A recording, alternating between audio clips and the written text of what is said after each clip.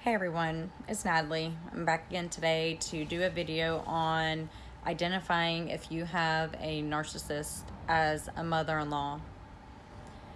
I would say that if you're already looking at videos like this or researching narcissism, that you probably already know that she is. I think, especially with me, for a long time, you're just like, in the back of your head, like, what is wrong with this person? What in the world? This person is not like me, like, or anyone I know. She likes to be idolized. She expects people to be submissive to her ways and her will. She's doing things to make you feel uncomfortable, to feel unwanted, to feel unloved, to feel like you are not part of the family.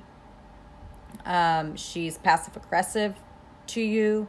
She's doing things like gaslighting you, dismissing who you are as a person, maybe dismissing your comments or talks that you might have with her, acting as though she is all the glory and God is nowhere to be found.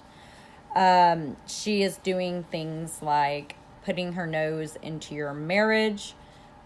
She is telling her son how to run his marriage, how to run his children, how to run his wife. She might be doing things like taking your child without permission, speaking of things to your child that are inappropriate. She is acting inappropriate.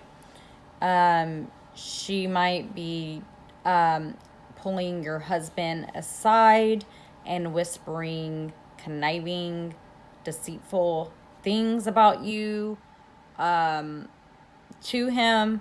She might be whispering, I'll pay for your divorce. You could do so much better. Why are you with this person? Don't worry about the child. We will make sure you get the child into the divorce.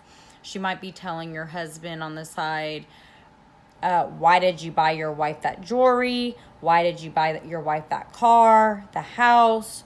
Why are you allowing your wife to wear those clothes or those shoes? She might be doing things like ignoring you when you're around her.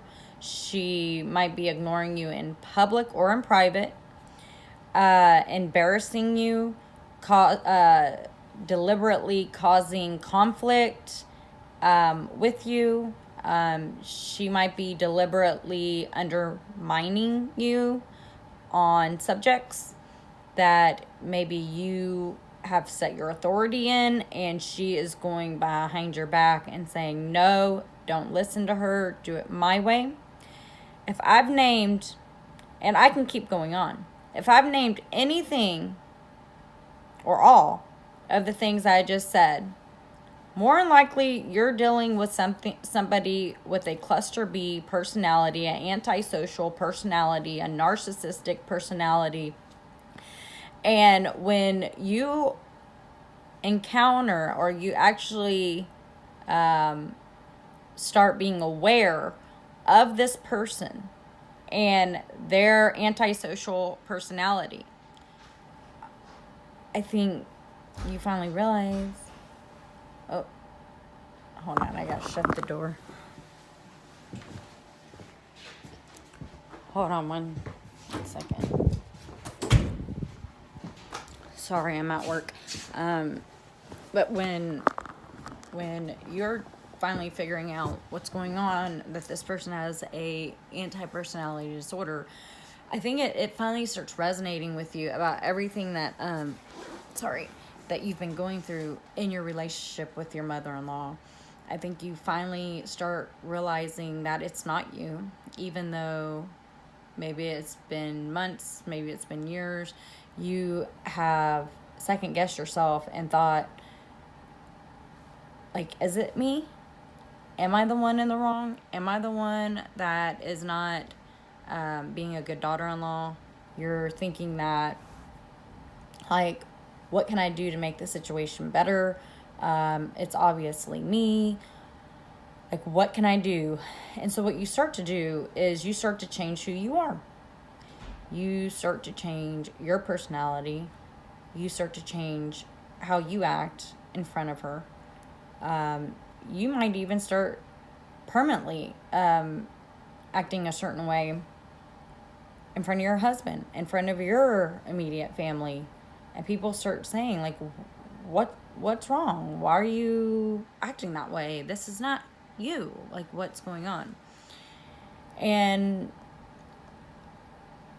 you know, when you're noticing that you are changing your whole behavior as a person for someone else, to please somebody else, I think I think it's really difficult to please, like, it's difficult to please somebody that can never be pleased, right? So you're like, everything that they do to you, at first you are sugarcoating it and saying, well, yeah, maybe I was at fault, or she knows best, or yeah, she's right, or maybe I shouldn't have talked, maybe I shouldn't have done that. And you're second guessing yourself. When you're at that stage of doing that and you're just changing everything that makes you or creates your personality, I think you have to realize that you're not the problem. You're not. And you need to start first off studying about narcissistic personality disorder and realizing that you're not going to be able to change this person. That no matter what you do or say will ever change the way this person behaves around you or towards you. You have to also understand that your husband has lived with this person most of the time up till they're 18 or even longer, and it's been normalized in him that her behavior is normal, and it's not. And so it's hard to go to your husband and tell your husband, like, look, your mother is treating me poorly, because more than likely his response will be, oh, she treats me like that. But if you grew up in a house that nobody was a narcissist or had antisocial personality in that house, you know that their behavior isn't normal. You know that you didn't idolize anyone in your house, and that your wishes and thoughts and opinions and decisions were respected. And so when you go and tell your husband, like, none of my decisions, none of my opinions are ever respected with your mother, she is going up and beyond me and doing backhanded things after I've asked her not to do them. So I think what's really important is that you get into therapy and that you and your husband both study narcissistic abuse. Because I guarantee when you start studying this with your husband, a light bulb moment will happen. And everything that you say or have been telling your husband about the mistreatment from your mother-in-law, that eventually, after your husband's learning about narcissistic abuse, he's going to be like, wow, you were right. Like, you were totally right. And I think that's really why it's really important, if you're going through narcissistic abuse by your mother-in-law, that you get your husband involved. You have to understand that because he was raised like that and he normalized it, he can't see what she's doing to you. He can't see it. You see it because this is the first time anyone's ever treated you like that, right? And you know it's not normal behavior. You know, the other things that I want to talk about is their pettiness. They're very petty people. And when you bring this to people's attention, some people might laugh and just say, oh, it's that daughter-mother-in-law conflict. Yeah, she's petty, but you have to laugh at it. You have to be the bigger person. You have to step up. You have to look past that. You're married to her son. She's going to be protective of her son. This type of attitude, if you do tell somebody about it. But it's not the pettiness, the reason behind the pettiness is not petty. It's not, their pettiness is not petty, if that makes sense. It's conniving and evil and just, it's misguided parenting or whatever you want to call it. It's just evil. They're doing this on purpose to make you feel as though you are not loved, you are not wanted, you are a burden, you are not part of their family. You will never be above, like, their attitude. You'll never be above me. I'm always going to be my son's number one. That's the narcissistic mother-in-law's attitude. And she has this jealous thing going on with you, that she's jealous that now you're getting the attention. You're getting her time. You're getting everything that her son once gave her, and you're taking it away from her. So there's this jealousy and this envy that she has towards you, because you have, in her mind, you have stolen her child who idolized her, who praised her. So now, since you've been in your husband's life, she's been scurrying around like a cockroach trying to find her next meal. And she can't find it because nobody's going to put up with that crap. Yeah, she has her flying monkeys, but it's kind of like this. The flying monkeys don't know what's going on because they've been abused just like their son. So until they wake up to the truth, until they learn about narcissism, are they ever going to believe you? Right? They're always going to follow the narcissist right behind.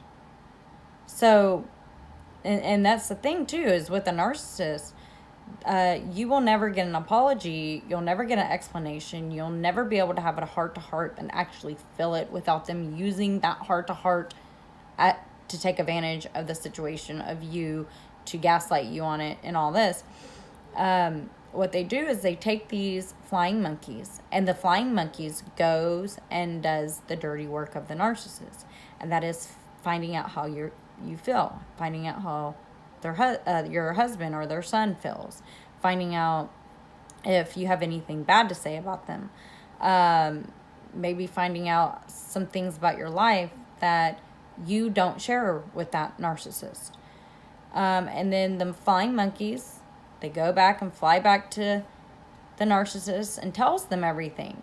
Instead of having and this is the thing, it's so backwards how a narcissist thinks. Instead of acting like that, if they would just be close to you and respect you and be loyal and have compassion and empathy for you and sympathy for you, you probably would have a great relationship with that person, where you would share your life, where you would come and say, I'd like for you to be part of my life. I would like for you to participate in my family's life because I love you that much and I don't want you to miss anything. But when a narcissist treats their daughter-in-law like this, the daughter-in-law is going the other direction. She doesn't want to be close to her husband's mother because her husband's mother is demanding and demeaning and superiority and authoritarian, and treats her unwelcomed. And, and it's weird because all the narcissist wants is, literally, all they want is to be part of their son's life. But they feel if they lose control of their son's life, that they'll lose control of everything. And so they have to have all the control to make sure that their son never leaves their side, ever. But if they were kind and courteous and loving and sweet and empathetic people, their son would never want them to miss, or her to miss, a moment of her life.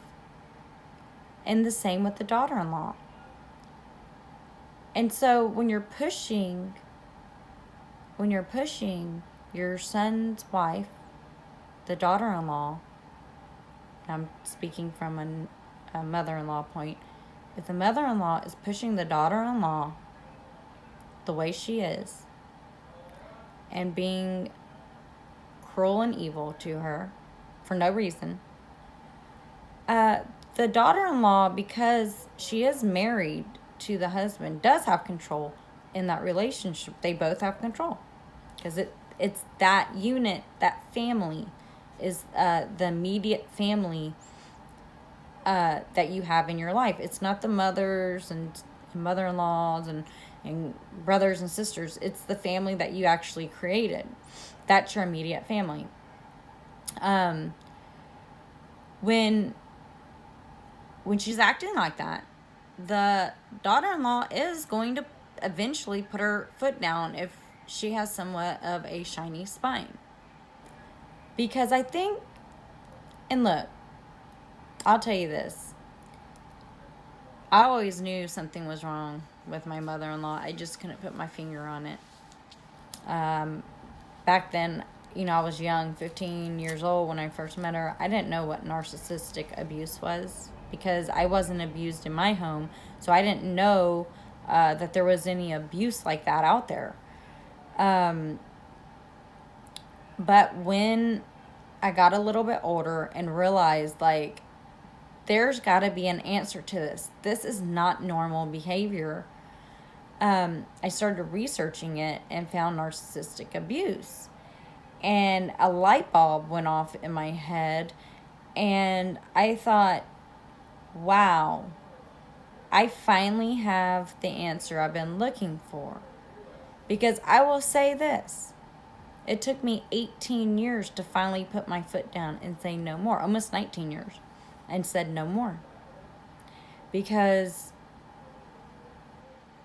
somebody can only take abuse for so long. And if that's not your mother, you're not connected in that way. And especially if she's treated you like that, you have no connection. You don't, you want to make your husband happy, but you also really don't care. You're this isn't right. Nobody's ever treated me like this. I'm not going to tolerate this anymore. But for heaven's sakes, it took me almost 19 years to finally say no more. Because before you start learning about narcissistic abuse, it takes years, trying to figure out what is going on with this person. What is wrong with this person? You cannot figure it out. But when you start to figure it out, and you realize that it's antisocial personality, and you realize that they're never going to change, because all along the way you're thinking, was there anything I can do to help this person like me, to help this person treat me with respect? But when you discover narcissistic personality disorder, because you learn, there is nothing in this world that will ever change your mother-in-law and her behavior towards you. So the only decisions that you have left is to either keep putting up with it and allowing your mother-in-law to destroy your marriage until divorce happens, or you can say, I love my marriage so much. I love my marriage and my family and my children and my husband so much that I am willing to ruin the relationship I have with my mother-in-law. I am willing to save my relationship from evil.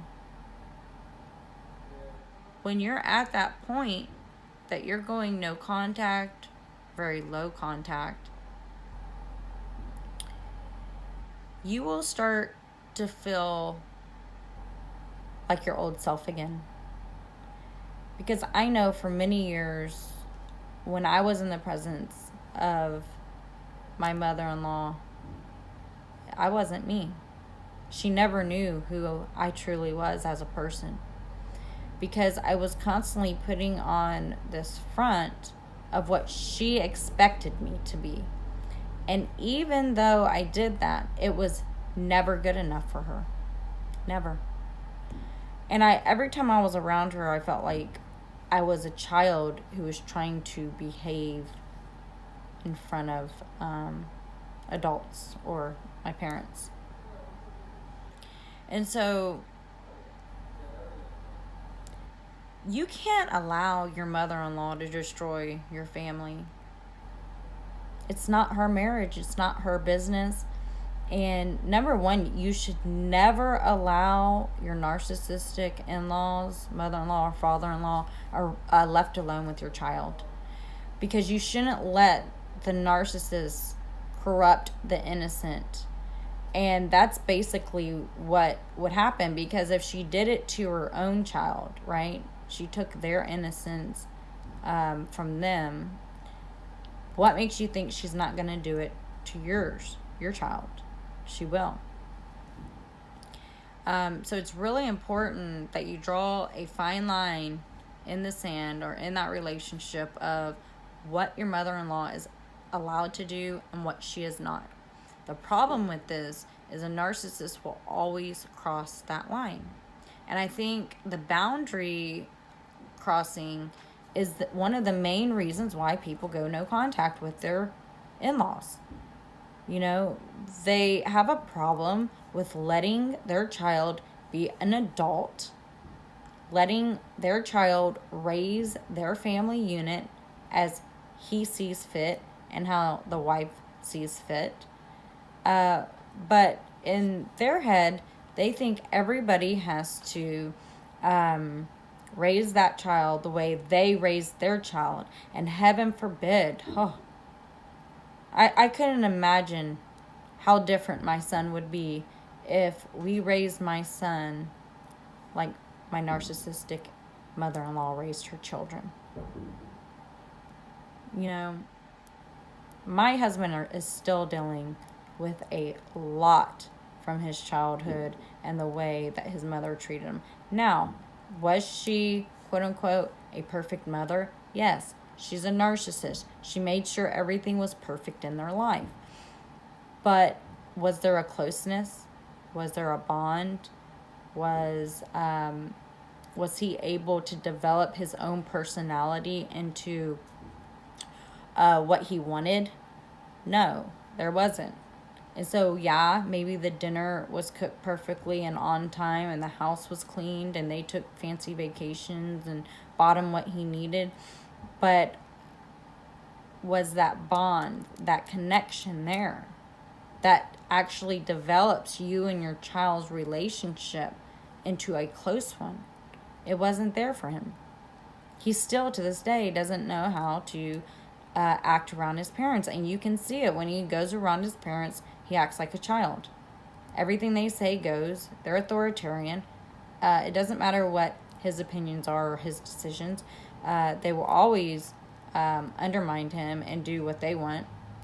And that's why it's really important never to leave your child with these people alone, because they are the type to poison your child against you and abuse them the way that they've abused their child emotionally and psychologically, maybe even physically.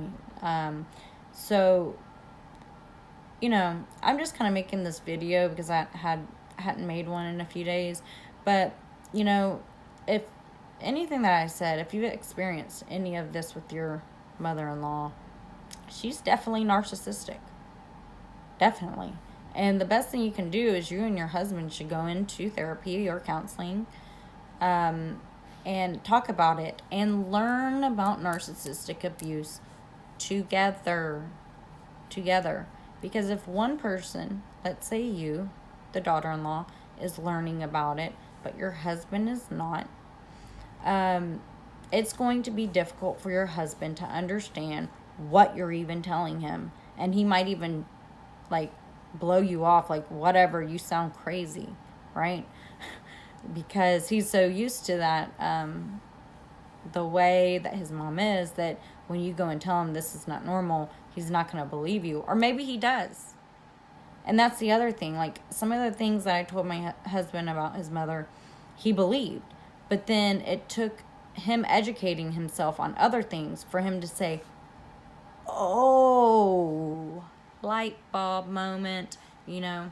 So, you know, I hope this video helps anyone out there a little bit. And like, because of coronavirus, like I said, I give out free life coaching. But contact me at Goodintentionslifecoaching@yahoo.com. I would love to email you, talk to you, whatever it is that you need help with. Trust me, I definitely can help you after dealing with, we're still dealing with it, 21 years of my mother-in-law treating me like absolute crap. Like, I have never been wanted, welcomed, or part of her family. So anyways, this is already 26 minutes. I have a lot more to say. Maybe I need to make more videos more often, but peace, love, harmony. Bye-bye.